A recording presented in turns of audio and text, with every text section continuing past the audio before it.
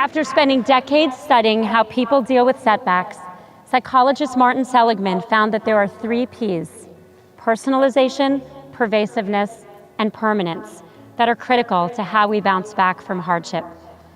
The seeds of resilience are planted in the way we process the negative events of our lives. The first P is personalization, the belief that we are at fault. This is different from taking responsibility, which you should always do. This is the lesson that not everything that happens to us happens because of us. When Dave died, I had a very common reaction, which was to blame myself. He died in seconds from a cardiac arrhythmia. I pored over his medical records, asking what I could have or should have done. It wasn't until I learned about the 3 Ps that I accepted that I could not have prevented his death. His doctors had not diagnosed his coronary artery disease. I was an economics major. How could I? Studies show that getting past personalization can make us stronger. Teachers who have students who fail, who believe they can do better, revisit their methods and have future classes that excel. College swimmers who underperform in a race but believe they can do better, do. Not taking failures personally allows us to recover and even to thrive. The second P is pervasiveness, the belief that an event will affect all areas of your life. You know that song, Everything is Awesome? This is the flip. Everything is awful. There's nowhere to hide from the all-consuming sadness.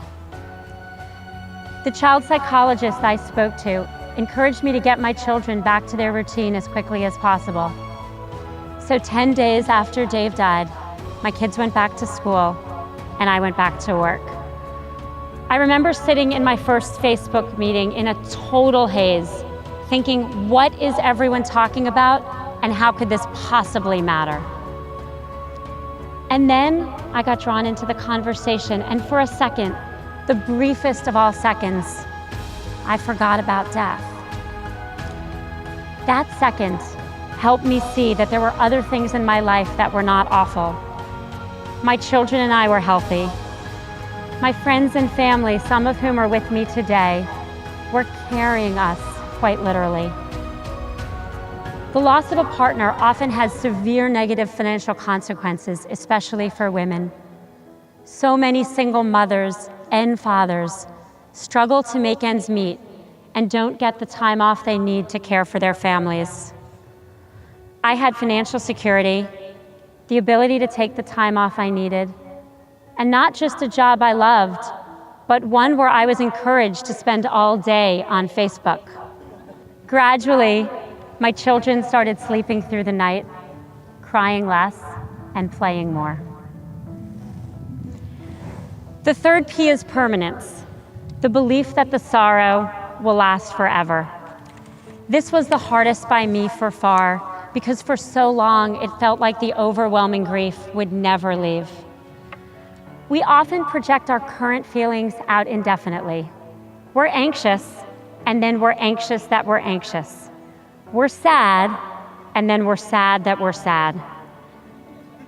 Instead, we should accept our feelings, but know that they won't last forever. My rabbi of all people actually told me, and this is a quote, that I should lean into the suck. Not what I meant when I said lean in.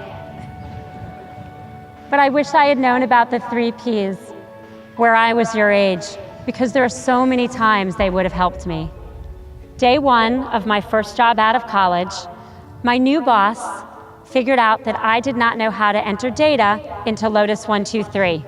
That's a spreadsheet. Ask your parents later. His mouth dropped open, and he said in front of everyone, "I can't believe you got this job without knowing that." And then he left the room. I was sure I was getting fired my very first week of work. I thought I was terrible at everything, but really, I was just terrible at spreadsheets.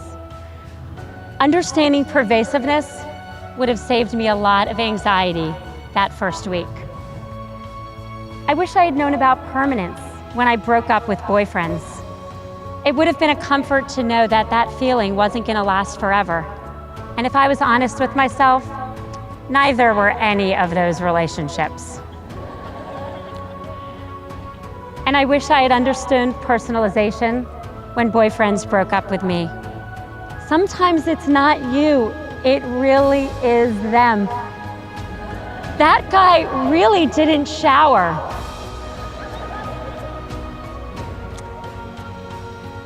And all three P's ganged up on me when in my 20s I got divorced. At the time, I thought that no matter what else I did, I was a massive failure. The three P's are common emotional reactions to so many things that happen to us in our careers, in our personal lives, in our relationships. You're probably feeling one of them right now about something in your life. But if you can recognize you're falling into these traps, you can correct. Because just as our bodies have a physiological immune system, our brains have a psychological immune system. And there are things you can do to help kick it into gear. One day, my friend Adam Grant, a psychologist, suggested that I think about how much worse things could be. This was completely counterintuitive to me. I would have thought that getting through something like death was about finding every positive thought I could. Worse, I said to him, are you crazy? How could things be worse? He looked at me and said, Dave could have had that same cardiac arrhythmia driving your children.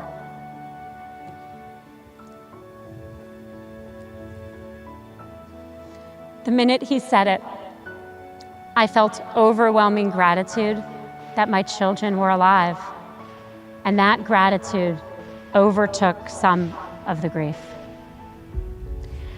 Finding gratitude and appreciation is key to resilience. People who take the time to list the things they're grateful for are healthier and happier. My New Year's resolution this year is to, before I go to bed, write down 3 moments of joy. And this really simple practice has changed my life, because no matter what happens each day, I go to bed thinking of something cheerful. Try it. Try it tonight when you have so many things to be joyful for. Although maybe before you go to Kips and don't remember what they are. Last month, 11 days before the anniversary of Dave's death, I broke down crying to a friend of mine. We were sitting, of all places, on a bathroom floor. I said 11 days.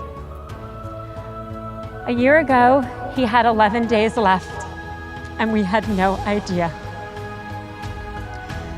And then through tears, we asked each other how we would live if we knew we had 11 days left. As you graduate, can you ask yourselves to live as if you had 11 days left? I don't mean blow everything off and party all the time, although I've already said tonight's an exception. I mean live with the understanding of how precious every day would be, because that's how precious every day actually is.